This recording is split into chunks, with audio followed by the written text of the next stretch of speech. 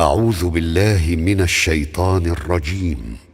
بسم الله الرحمن الرحيم. واضرب لهم مثل الحياة الدنيا كماء أنزلناه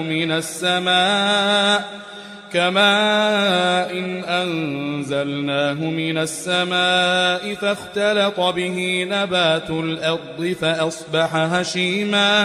فأصبح هشيما تذروه الرياح وكان الله على كل شيء مقتدرا. المال والبنون زينة الحياة الدنيا والباقيات الصالحات خير عند ربك ثوابا وخير أملا. ويوم نسير الجبال وترى الأرض بارزة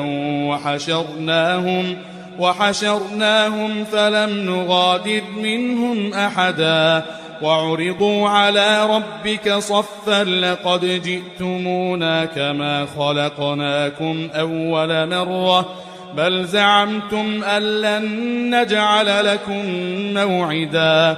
ووضع الكتاب فترى المجرمين مشفقين مما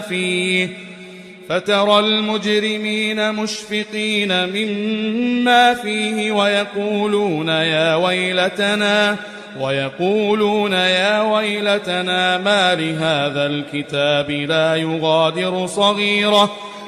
يغادر صغيرة ولا كبيرة إلا أحصاها ووجدوا ما عملوا حاضرا ولا يظلم ربك أحدا.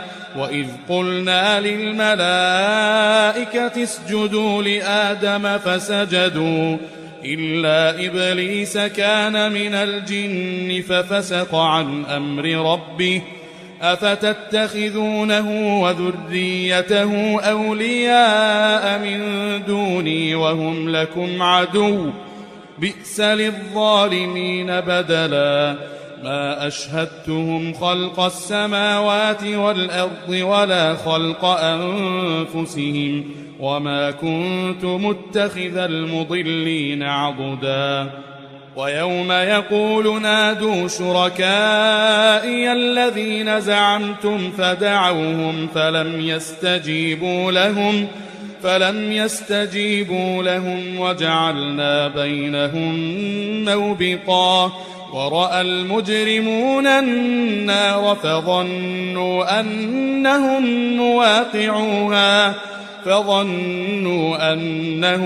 مواقعوها ولم يجدوا عنها مصرفا.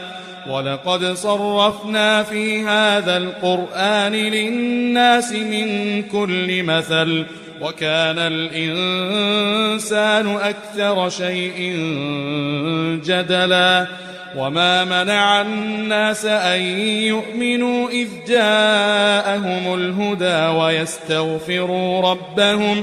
ويستغفروا ربهم إلا أن تأتيهم سنة الأولين أو يأتيهم العذاب قبلا.